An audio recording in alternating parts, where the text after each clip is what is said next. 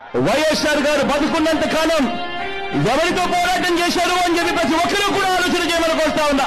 వైఎస్ఆర్ ను ప్రతి గ్రామంలోనూ అభిమానించే ప్రతి కార్యకర్త ఎవరితో యుద్ధం చేశారు అని చెప్పి ఆలోచన చేయమని కోరుతా ఉన్నా. మరి ఆ వైఎస్ఆర్ మీద కుట్రలు కుతంత్రాలు చేసిన ఆయన శత్రువులతో పసుపు చీర కట్టుకొని వారి ఇళ్లకు వెళ్లి వారికి మోకరిల్లి వారి కుట్రలో భాగమవుతూ వీళ్ళ వైఎస్ఆర్ వారసులు అడుగుతా ఉన్నాను మీ అందరి సమక్షంలో.